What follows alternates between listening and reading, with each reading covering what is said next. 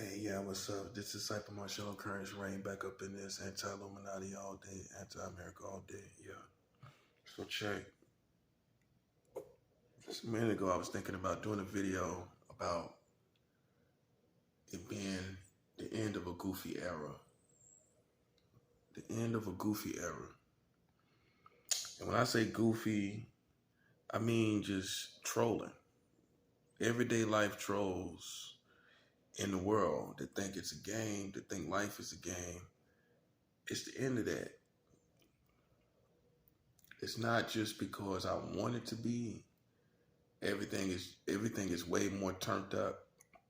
Everything is way more lit, and they just don't fit in the world we now live in. We don't live in a world where now it's cool to troll. That had a short run. That's over. All this trolling and these kids out here dying, these little rappers out here dying, like it's just no time to be trolling in any form or fashion, man. It turned up like in a matter of years. Since COVID, trolling season is over. It's real issues out here, and that's the foundation of the real issue. People are dying every day while people out here trolling. Now, before COVID, I don't condone any type of foolishness, just stupidness, what I call it, goofiness. And I never like goofy people. It's one thing to have a sense of humor. It's another thing to be awkward with a sense of humor, where it's not funny, which means if you're doing stuff that's not funny, then you're goofy. That means the funniness is on you. You couldn't project it, that part. See, I can project funniness to where other people laugh and they feel it's funny. This stuff that they doing is projecting back on themselves. It is not funny. When people die, maybe you don't value life, right? Or you don't value the seriousness of the world, the state of the world. But other people do, and it's dead serious right now. And it's no room, they don't fit in our world no more. If you're goofy, you don't fit in our world. Ain't nothing goofy about me. I know I got a pretty face. I like to smile and laugh. But if you pay attention to me, it's nothing goofy about me. Because my sense of humor is funny. It projects on others. It don't come back on me. Everything they doing is coming back on them. It's goofiness. You know what I'm saying? It's goofiness. Nobody ain't feeling that. You know what I'm saying? You got COVID out here. You got monkeypox now in the scene. You got one military, maybe more than that, but you got at least one official military case of monkeypox. While people out here thinking it's funny to troll and stuff. You got 1 million deaths on the table in America. It's not funny to troll anymore. Okay, before COVID, like I said, people walk around like it's Halloween, and you might feel like, these little gothic little bastards, these little wannabe Satanists, these little bastards think, it's Halloween. It's not Halloween. We on the brink of, we got all these wars going on. You got Russia in a real war where millions of people are being misplaced, and I'm on Russia's side. At face value, I'm on Russia's side. At face value, I put it like that. That's the best way to put it. You got a war over there going on. You got monkeypox just now touching down over here. It's just not an era. That era of goofiness is gone. Nobody is feeling that. And so now some of these goofy people are starting to wake up. It's turned up. It's lit. And look, that's not going anywhere. The state that we're in a new era. We're in a very militant-minded era, and there's just no room for goofballs, man. There's no room for bozos and cornballs. You know what I'm saying? It's just no room for that shit. It's no room for it. So you don't fit anymore. You know what I'm saying? You're a serious outcast. You know what I'm saying? Because at the end of the day, man, I don't care if what kind of guns you got. I don't care how dangerous you perceive yourself to be. I don't care how extreme your trolling is. It's all goofy, man. It's all goofy, man. It's all awkward. You know what I'm saying? It's like it's not hurting nobody like me. Like I'm sitting here chilling. I'm sitting here like relaxing and everything. You know, in the middle of of any situation that I'm put in, I would turn it into a relaxing situation. Whether I'm on the streets, whether I'm anywhere, I could be under a bridge with enemies all around me. I'ma still turn it into a relaxing situation where I'm listening to music under the bridge. That part. While you're being goofy. That's the difference, man. You know, and some people just can't shake their goofiness, man. It's almost like a disease or something, a disability, a goofy disability. You need to go get SSI for that goofiness, man. Word. I do think some of them have some type of mental sickness because grown men don't remain in goofiness, man. Grown men do not remain in goofiness. That's you know, some people like me get rejected because you know you think people think, oh, you take yourself too seriously. No, I don't take myself too seriously. I take myself serious as I should. Because if you don't take yourself seriously, no one else is going to take you seriously. That's real. And when you do goofy stuff, you can't expect real people to turn around and you're in their circle and you got a spot in that circle. You don't got a spot in my circle. You can't come over there. You can't be goofy over there and then come over here on some serious stuff like what we on. You can't fit into all crowds. That's the other thing the goofy people try to do. They try to fit into the serious crowd and the goofy crowd at the same time. It don't work because they begin to sense that you're the one that's goofy. They begin to sense this and they might trail off. They might not tell you that the way I'm telling you, but you notice the real ones, the serious ones gone. They're gone. And all that remains around them type of people is goofy people. That's all that remains. And now the serious people clicking up. The serious people clicking up and getting together. You know what I'm saying? It's just no room for goofy people. And I'm blessed in that way. I can be humorous. I can have a hilarious. I've been called hilarious. Half of these goofy people have not. I've been called hilarious. Not me saying it, somebody else saying it. But it's a difference between that and being goofy where, that wasn't really that funny. You know, now, because look at your situation. You know what I'm saying? That wasn't really that cute. That wasn't that cute.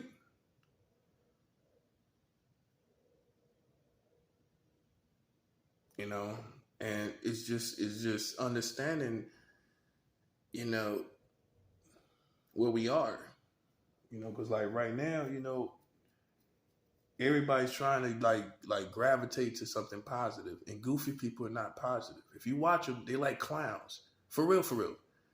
A clown, I never liked them as a kid. I never liked clowns. And I wasn't the type of kid that was scared of the clowns. I wasn't. I never been scared of them because I knew it was, I feel like I knew it was like trying to be funny, but I never found a clown to be funny, first of all. And if you look really close at any clown that's portraying a real good clown, it's never funny and it's not actually trying to make you laugh. It's a goofy type of individual that's a clown. It's like clowning around and it's not really funny. That's if it was really funny, why kids don't be laughing? Some kids get scared of clowns. If it was hilarious, kids would love it. It's not just the appearance. It's not a funny thing. A clown is not funny to me. What's funny about a clown? It makes balloons, animal balloons. It juggle balls. What else do a clown do? I mean, really, they don't dance and they don't really be happy. It's not a really nice, oh yeah, that's what I want to say. A clown is not really nice. If you notice, you look at it. It's smiling the whole time, but it's not a really nice thing. It's not nice. It's goofy, and it's not funny. A lot of kids do not like clowns. And that's how they are. If you think about it, it's not a funny person. They try to act like they're nice, but you really can see through that. They're not nice people. and I just don't like clowns. I just don't. If like I got an incredible sense of humor. If you're a funny person, I don't have a problem with that. But if you're awkward and you're not actually funny and you're just an awkward person and you're constantly like that, then you might want to try to not be that way. Because sometimes people try too hard to be funny or to be popular or to fit in, and they do all these things dying to fit in because you're more concerned with humanity than God. I'm not concerned as you are with humanity where I feel like I gotta die to fit in. I've never been that type of person. I've never been that type of kid. Hey, maybe I missed that part. Because I never was that kid where like I'm just dying to fit in. I'm gonna do whatever I can to be cool. I just never thought like that. I just connected to people that were actually funny, the funny crowd, and that's who I rock with. Kids that like to laugh, kids that like to have fun, but not clowns though. Not clowns. And then I eventually was able to like just get acceptance from everybody without trying. I didn't even, it worked out. I never tried really. Not like an extra try, like I'm gonna go over here at this park because this is where everybody at, kind of stuff. Or I'm gonna go ahead because that's where everybody at. I would only go to a place like that if I was already with somebody and they wanted to go, or we were passing by and we noticed, you know what I'm saying, and we chill for a minute, or something like that. But I just was able to. I don't know. I was just designed like that where I could be with the real quiet, dangerous dude, then I could be with a really humorous person, and then everything else in between. Basketball players, everything like that. So I'm telling you my history, I never had that problem there where like, or that complex where I was trying to fit in. It just kind of happened naturally. Maybe that's the Gemini in me, because Geminis, we get along with everybody. So I never had that problem. So in other words, I never had to like do things like to be cool. I never tried to do things to be cool. If I did, I would have like 20 or 30 different outfits trying to get acceptance from the community, trying to get like this love, this artificial love that people give out. I'm not trying to get it though. I could. I feel like I'm too old for that. To be honest with you, I could care less. I really could. But it's a type of people that what motivates their goofiness is they're literally dying to fit in. So or they just gotta have people around them. They gotta be in the in crowd. They gotta be uh wherever anything is hot, they gotta be there. You know what I'm saying? And then you find out that those people become cornballs. They become goofy and cornballs, and no one take them seriously because you fluctuated with everybody. You fluctuated in every crowd. You didn't find your the bird of your feather. You didn't find the bird of your feather. It's a saying that says a bird of a feather flocks together. You never found genuinely where you fit. So what these kind of individuals do, the ones that's dying to fit in, some people give up and they become outcasts, social outcasts, or introverts, or what's the other word? Antisocial, because they just give up. Like, but those who don't, they keep trying to fit, and they don't become a loner. They just try to fit, and they just doing all these things, and they care about everything that people do. They care about everyone.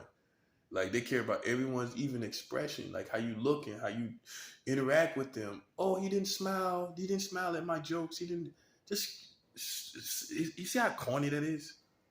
You see how goofy that? It's just no place for that type of individual in this world because they're always doing something to fit in. So as a prophet, I end that. It's just time for the goofy era of that goofy energy to cease and from existing.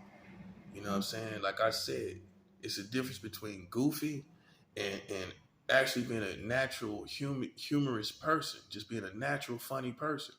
If you're not that, that's not you, and you need to be you.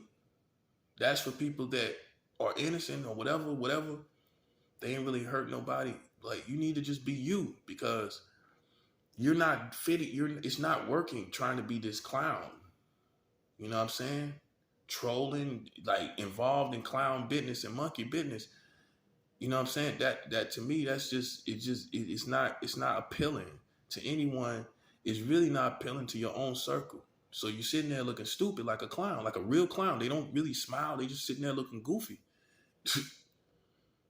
That's what I'm saying, bro. Like to me, that's just like I don't know. People might look at my face and just like, because some people got that look where you think they're jokey all the time, or they want to make a joke, or they kind of. But I'm really not that type of guy. You know what I'm saying? I'm funny, but if you chill with me, I'm nice too. But some people got a look that they look funny. But be aware we're all grown men too, and women. Like, I'm not trying to be funny. I'm not a class clown. You know, things are serious and turned up. And it's not a game. No one's playing psychological games. The people that play psychological games, these secret societies and of all different forms of fashion, maybe the Freemasons and all these other groups, these secret societies that play these games, like and gang stalk people. That era is gone, bro.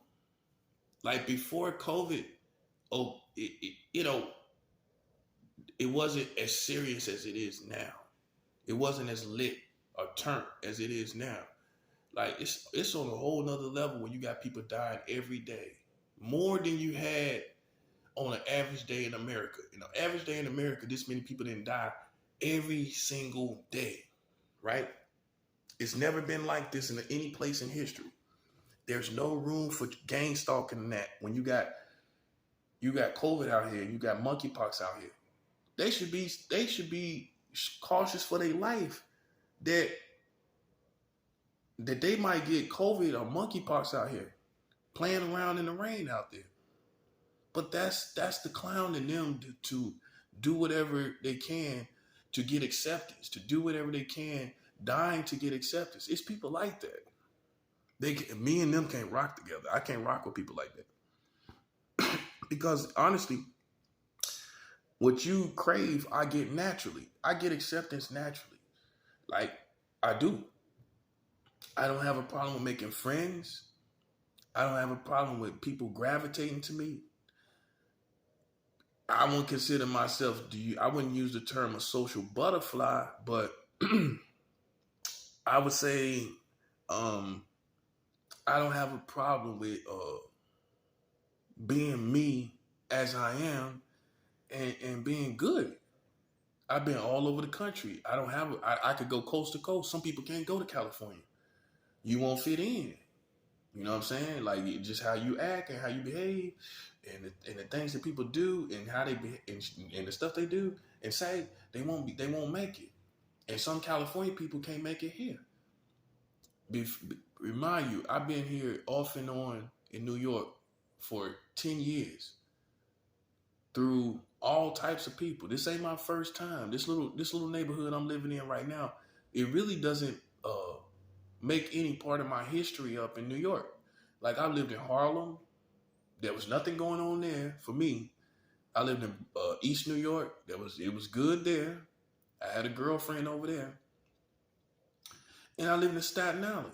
You know what I'm saying? And I just never had like no problem with fluctuating throughout the country because of my personality. I don't know. I guess it's just my design. I mean, me having to be everywhere and go everywhere. I guess that God gifted me with a design to be able to fluctuate throughout the country or throughout the world even. I've even been called Miss International. I don't know about all that, but you know what I'm saying? I have no problem with talking to people from different countries, from different cities. I just have it like that. You know what I'm saying? Like, and some people they're local because they can't fit in anywhere else. Because really, in reality, they became so much of their environment. It was not because it's their personality. They just wanted to be a part of everything that's going on. So they're so New York that they can't really go nowhere else. You can't take them nowhere else. You can't take them nowhere else. And some people are so West Coast, you can't bring them nowhere else. Or anywhere you could think about. South, you can't take them nowhere else. Because instead of you being an individual, you became so consumed with all the different lingos and all the different subcultures of where you stay, that when you go somewhere else, you take all of that and it's like a baggage that you take with you. You know what I'm saying? You got to be able to be yourself, but the excess of what's not really you, it shows up when you go somewhere else. Like God didn't design you really to be a container of all the things that's in the culture where you live at.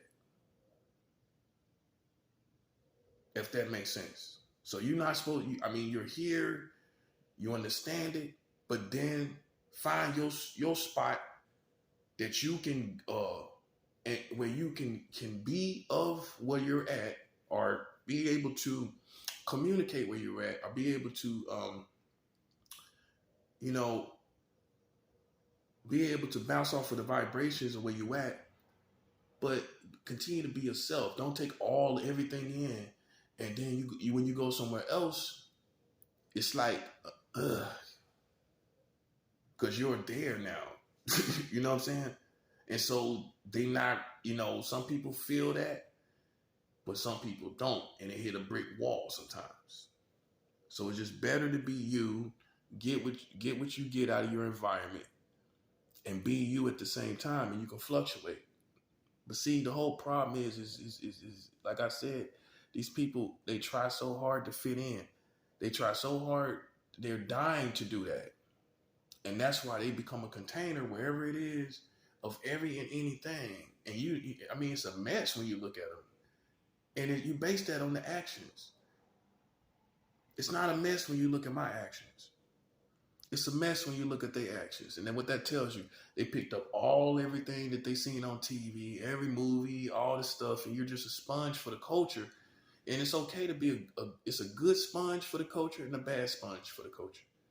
You put all those things in with wrong motives, and now it backfired on you. You know what I'm saying? Now me, I just been here in America, so I just soaked up I know I'm an '80s baby, so I just had the best years in America as a kid. That's like some of the best times to be a kid was the '80s in America. And so I just naturally soaked up a lot, including music, movies. You can't buy this, and the environment. You can't buy it. That just was a nice time to be born, And so some people just, that's part of it too. And then their family, they just come, and then they come from a certain city, especially for Black people. I come from North Carolina, so I just have a certain sense of soul and energy that you can't buy it. I don't care where you're from. You could be from New York, LA. It's certain soul vibrations, if you will, the soul culture vibration, the funky vibration. You just can't buy it. You just can't, you know what I'm saying? You can't fake it. You know what I'm saying? You got to live it. You got to be around it. And really, it's just that a lot of people envy that. It's like, how is that person like that? Because it just happened how it did. They just was born in the right place. They just was raised in the right place. You know what I'm saying? The difference between me and other people that come to New York, I'm not trying to be a New Yorker. I'm not trying to be that. If I was, every time you see me, I'm wearing a Yankee. Every time you see me, I'm in Harlem. Every time you see me, I'm somewhere in Brooklyn. You don't see me doing that. I was here for opportunities as far as initially for my music, you know what I'm saying? And then I just started living real life, got a job like everybody do up here in New York and everything. For me, it's specifically with the city of New York, I just started living life like everybody else do here. And I didn't get to live like a tourist. Never, really. I never was a tourist, and I just never was really, I don't know, over infatuated with any city. So that's why people like, I don't try hard. You know what I'm saying? I don't try hard. I'm not trying to like come out here with an extra, extra strong New York accent. I could be hanging on every word with a New York kind of thing because I done been around a lot of New York people. But I hit a nice spot where it's California, New York, and the South in my voice. So you will hear that blend, like three colors. That part. You hear the South, you hear West Coast, and you hear New York in my voice, in my accent. It's like three colors. Some people, their voices, the accent is one color. That's what you're getting. It's one flavor. Me, it's like you hear three different flavors. I know that about myself. But I could try to be extremely West Coast. I could do that too. Because I done been around nothing but West Coast people. I could do that too. Or I could be extremely like a New York. I could have an extreme accent. What I've been influenced by, or I could just kind of talk real Southern on purpose, but naturally, um, it's a blend between the three: the South, the West Coast, and New York.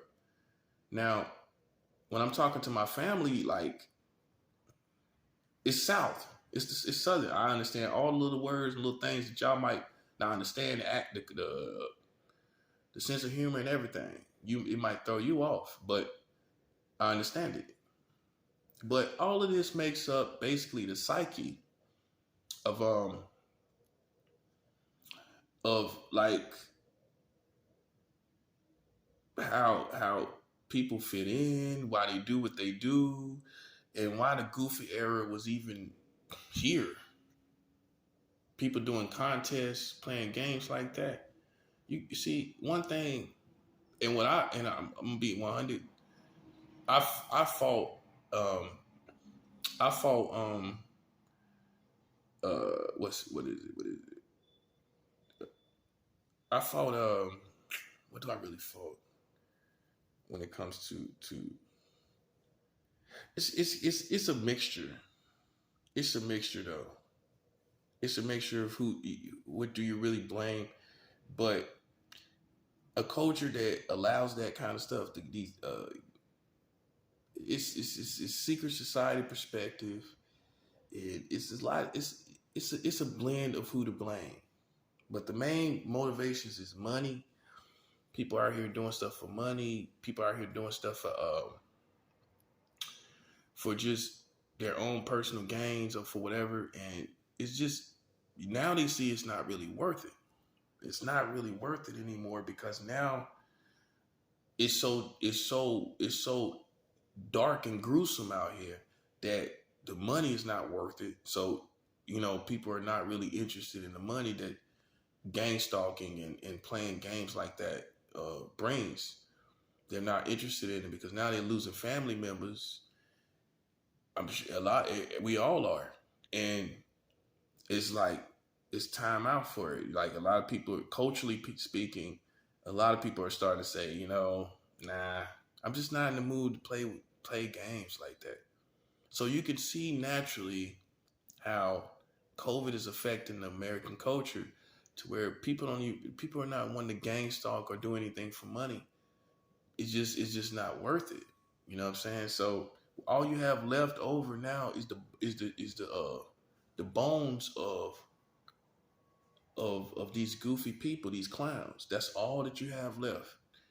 And really, they just try to save face because if you look at their country, you can't be serious thinking that you like going to top what's going on. Or even get attention right now. And that's what they dying for, is attention. Um, I personally think that a lot of people that do that's in the secret society, they're rejected from society. So what you have is a lot of misfits. That's all you have. And see, me, I'm not necessarily a jock. In high school, I wasn't necessarily a jock, but I did go out for football. I would say I'm the dude that's selling the pounds or quarters of weed at school, but I did hustle weed at school. And I did smoke with the football players. So see, I hit that spot in the middle where you're not the jock, but you're definitely not the reject either. And then when you're at that spot like that, you don't try to do all these jump through all these hoops for social survival, if you will. I don't have to do any of that. But the bottom line is, man, it's just an era that's coming to an end. It's an era that you can see with time. It don't make sense to me anymore. So what's gonna happen is people go those the gang stalkers are gonna start getting shot and killed. Because think about it. If people doing stuff unprovoked, they already shooting people for no reason, right? It's not because the person did anything to them. They wasn't gang stalking them. They weren't doing any of that. So just imagine somebody that's gang stalking and you find out that somebody's doing that and you got kind of get an eye for those, like the gang stalkers in your routes and in your path. You're going to start stealing off on them, either hitting them, stabbing them, shooting them, and killing them, because people don't have the patience. They